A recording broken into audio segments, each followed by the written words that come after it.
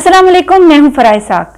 Drug abuse के ऊपर हमने कुछ बात करनी शुरू की थी। मैं ज़रा वन बाय वन जो डिटेल से ये ड्रग्स हैं जो मोस्टली हमारे यहाँ इस्तेमाल होती हैं, स्पेशली एजुकेशनल सेटिंग्स में और कॉमन प्रैक्टिस में, उनके ऊपर बात करूँगी। जो पहली ड्रग है जिसके ऊपर हम आज बात करेंगे वो है ट्रंकुलाइजिंग ड्रग्स। ऐसी ड्रग्स जो कि हमारी ब्रेन एक्टिविटी को स्लो डाउन करती हैं, जो हमारे ब्रेन के अंदर जो न्यूरोट्रांसमीटर्स हैं उनको रोकती हैं, उनके अंदर कमी लाती हैं। जैसे खुशी पैदा करने वाले न्यूरोट्रांसमीटर्स हैं, डोपामीन की एक्टिविटी है उसको रिड्यूस करते हैं, जो कि हैप्पी रिसेप्टर कहलाते हैं। और उसके साथ साथ ये रिलैक्स और काम डाउन करती हैं। बेसिकली जब हम इनको इस्तेमाल करना शुरू करते हैं तो हमारे जहन में जो मेन मकसद होता है इनको इस्तेमाल करने का, वो ये होता है कि हम अपने आप को रिलैक्स कर सकें और स्ट्रेस फ्री अपने आप को बना सकें। एक जो सेकेंड यूज इस किस्म की ड्रग का होता है वो होता है नींद का। यानी अक्सर इस किस्म की दवाइयाँ नींद की स्लीपिंग पिल्स होती हैं जो कि बुजुर्ग अफराद यूज करते हैं या इस तरह जिनको नींद का प्रॉब्लम है। लेकिन ये दवाइयाँ चूंकि हमारे यहाँ अवेलेबल हैं, कॉमनली अवेलेबल हैं, तो इसलिए इनको नशे के तौर पर इस्तेमाल करने का रुझान भी बहुत ज्यादा जोर पकड़ता जा रहा है। ये जो ग्रुप है ये बेंजोडाइजापाम और उसके साथ साथ वॉल्यूम जो मार्केट में आती है, जिसको हम कॉमन समझते हैं नींद की जो दवाइयाँ स्लीपिंग पिल्स हैं, उसकी फॉर्म में आती है। जो पहला इम्पैक्ट है इस किस्म की ड्रग्स का वो ये है कि हमारी इनिशियली एक रिलैक्स स्टेट प्रोड्यूस होती है, हम हैप्पी और अपने आप को एक तरह से स्ट्रेस फ्री महसूस करते हैं। नींद बहुत ज़्यादा आती है और समझते हैं कि नींद का जो पैटर्न है वो ठीक हो रहा है।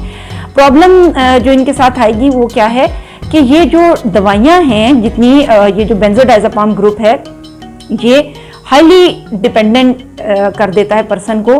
बहुत जल्दी इसके ऊपर टॉलरेंस प्रोड्यूस होता है।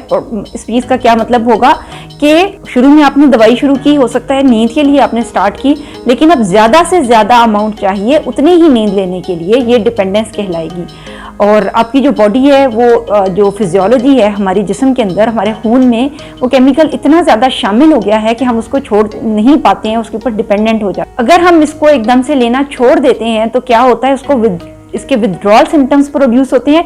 विथड्रॉल सिम्टम्स के हमारी बॉडी रिएक्ट करती है, वो मांगती है, वो ख्वाहिश करती है। उसके अंदर जो है ना, हमें खुद से महसूस होता है कि हमें दवाई की ज़रूरत है और उसके बगैर हम रह नहीं सकते हैं। विथड्रॉल सिम्टम्स में डिलीरियम प्रोड्यूस होता है। अब समझ नहीं आती मैं कहाँ हूँ, क्या कर रहा हूँ, कैसे हूँ।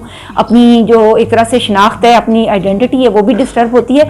और उसके अलावा कोई ट्रेमलिंग सेंसेशंस भी प्रोड्यूस हो सकती हैं। शेकिंग ऑफ हैंड्स प्रोड्यूस हो सकता है, हाथ पैर कांपते हैं, दिल ऐसे लगता है जैसे बैठना शुरू हो गया है, दिल बहुत ज़्यादा बैठना शुरू हो जाता है और दिल लगता है कि दिल धड़कना बंद हो जाएगा। इन सीवियर केसेस में अगर कोई एडिक्ट हो चुका है इन दवाइयों का और ऑल एट वंस उसको दवाई नहीं मिल रही है, तो अल्टीमेटली जो आखिरी चीज़ है इसके साथ वो डेथ भी हो सकती है पेशेंट की। अच्छा, ये जो मेडिसिन हैं ये तब बहुत ज़्यादा डेंजरस हो जाती हैं जब ड्रग लेने वाला इनको कुछ दूसरी जो दवाइयाँ हैं, मेडिसिन हैं, उनके साथ मिलाकर लेना शुरू कर देता है या कुछ दूसरी ड्रग्स के साथ मिक्स करना शुरू कर देता है, जैसा कि हेरोइन या अल्कोहल के अंदर भी शामिल करके ली जाएंगी। उस सूरत में शुरू में तो बहुत ही एक हैप्पी एक्साइटमेंट महसूस होती है, इंसान हवाओं में उड़ना में शुरू हो जाता है। उसका एक इनिशियल स्टेज है जिसमें एक्साइटमेंट प्रोड्यूस होती है, लेकिन उसके साथ ही यूं ही थोड़ा टाइम गुजरता है तो डिप्रेशन प्रोड्यूस होगा, स्पीच स्लर हो जाएगी, जैसे आहिस्ता आहिस्ता बात करेंगे, उसकी जो फिजिकल अपीयरेंस है उसके अंदर ये चीज़ नज़र आना शुरू हो जाएगी। और उसकी जो कंडीशन है वो ये है कि आहिस्ता आहिस्ता जो बॉडी है वो मूवमेंट करना छोड़ देगी, है बेहसो हरकत हो जाएगा, इंसान ऐसे बेसुध हो जाएगा, बेहोश हो सकता है। और जो कम्बिनेशन विद अदर ड्रग्स है ये ज़्यादा डेडली साबित होता है। ऑलमोस्ट इवन सिर्फ अमेरिका में 30 टन्स ऑफ जो बार्बिट्रेट्स हैं, जो ट्रंकुलाइजिंग ड्रग्स हैं, ये इस्तेमाल की जाती हैं। 300 टन, सिर्फ अमेरिका में 300 टन्स बार्बिट्रेट्स यूज होती हैं, अलोन अमेरिका।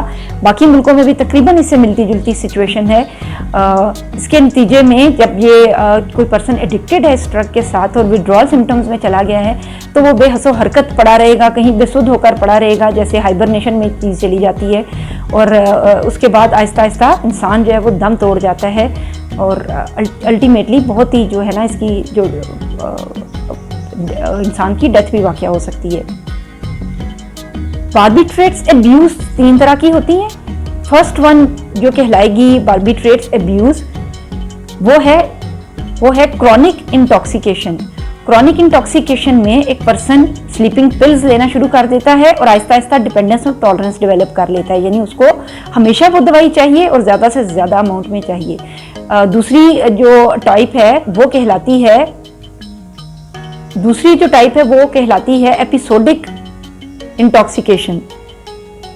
इस सूरत में कोई पर्सन ऑन एंड ऑफ दवाई लेता है और उसके बाद छोड़ देता है। तीसरी कहलाती है इंट्रावेनस इंजेक्शंस की फॉर्म में इंजेक्टेबल पर्सन लेना शुरू कर देता है। जो ड्रग एडिक्ट है usually combination with other drugs वो लेना शुरू कर देता है। ये सबसे ज़्यादा डेडली होता है और इसके नतीजे में बहुत ही इमीडिएट डेथ भी हो सकती है किसी पर्सन की।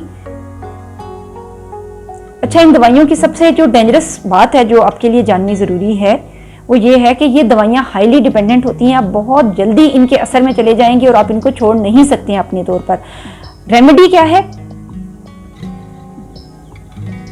जब आपको ये चीज़ पता चल गई है कि ये चीज़ आपकी सेहत के लिए अच्छी नहीं है, तो ऑल एट वंस कोशिश करें कि आप इन दवाइयों को इस्तेमाल ही ना करें। अगर आपने इस्तेमाल करनी शुरू कर दी है and you have reached a level of addiction, तो फिर आप इसको खुद से नहीं छोड़ सकते हैं। You need professional help. अब घर में कोई ऐसी छोटी छोटी मैं टिप्स आपको नहीं बता सकी, मैं आपको बताऊं कि आप इस तरह से इसको छोड़ लें।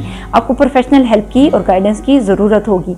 शॉर्ट तौर पर अगर हम इसे अंडरस्टैंड करें इसको छोड़ने के लिए, इस किस्म की ड्रग्स को, तो आपने जो भी हमेशा हर ड्रग का यही पैटर्न होगा कि आप ऑल एट वंस नहीं छोड़ सकते हैं। उससे विथड्रॉल सिम्टम्स प्रोड्यूस हो सकते हैं। तो उसकी जो अमाउंट है वो बहुत ही स्टेप बाय स्टेप हमने कम करनी होती है। जब कोई पर्सन आता है थेरेपीज के लिए, तब तो हम उसकी पूरी हिस्ट्री लेते हैं और उसको उसके मुताबिक उसका सेट करते हैं कि इसको किस तरतीब से हमने इसकी ड्रग जो है वो कम करनी है। आप खुद से भी इस चीज़ को अगर डिसाइड करना चाहते हैं, सबसे पहली चीज़ है कि आपने अपनी जो तहैया बनाना है कि मैंने इसके अंदर नहीं जाना है।